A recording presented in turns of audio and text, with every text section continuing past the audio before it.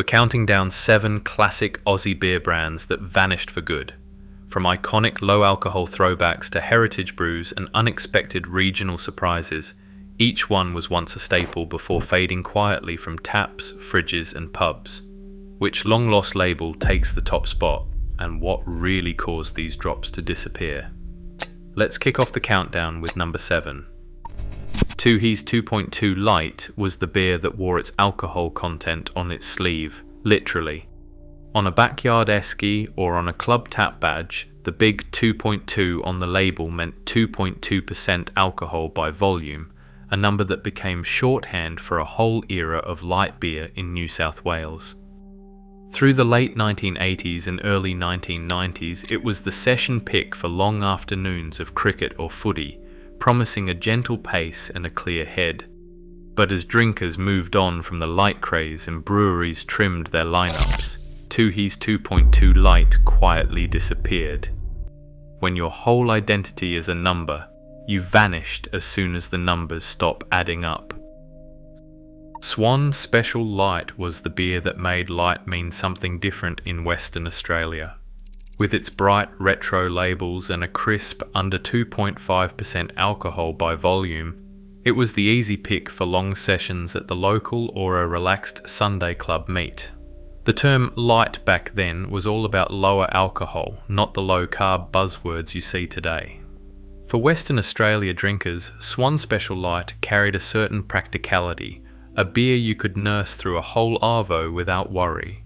But in the 2000s, breweries started trimming their lineups, and low alcohol options like this faded out, leaving only memories of those VHS-era ads and the unmistakable Swan branding.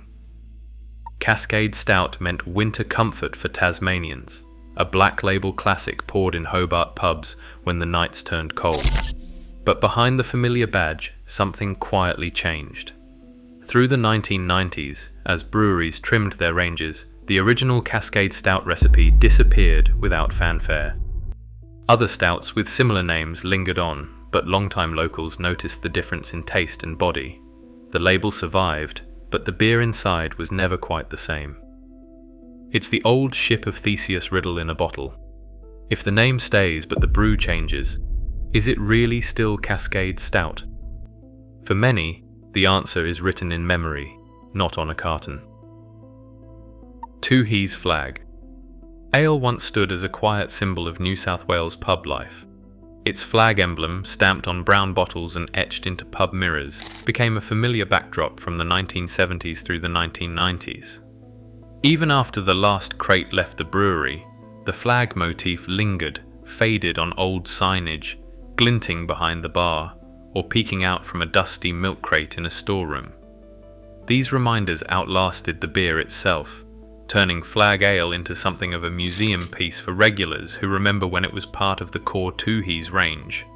Today, the brewery speaks about it in the past tense, a gentle nod that its time has quietly passed. The flag still waves in memory, even if the taps have run dry.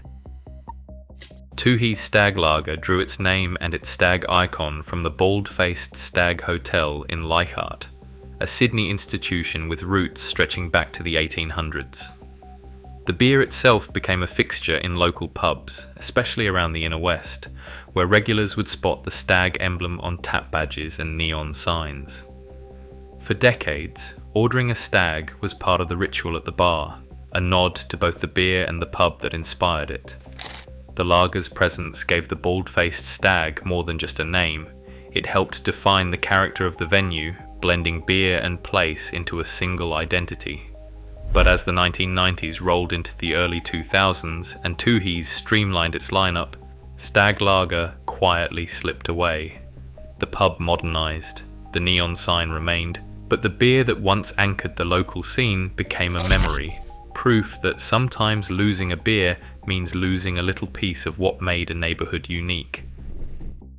Tooheys Oatmeal Stout was the kind of beer that turned a rainy winter night into a ritual.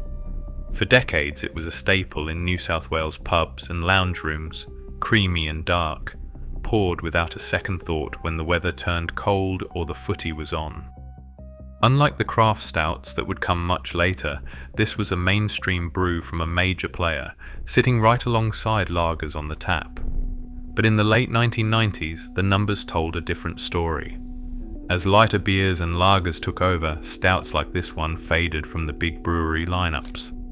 By 2010, dark beers accounted for less than 10% of all beer sold in Australia, a sharp fall from their heyday.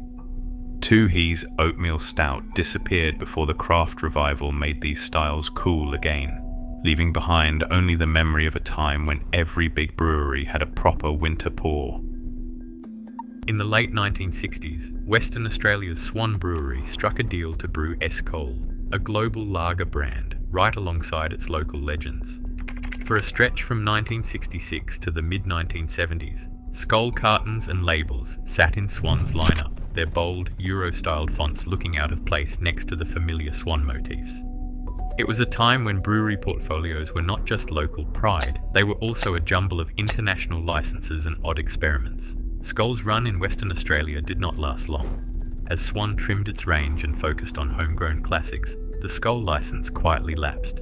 By the late 1970s, the cartons disappeared, and with them the last trace of this foreign import brewed under the Swan name. The real surprise is not that Skol vanished, it is that it was ever there in the first place. Across all 7, one truth stands out. Beer brands vanish quietly when culture and taste shift. What's in your fridge today could be nostalgia tomorrow. Which would you miss most?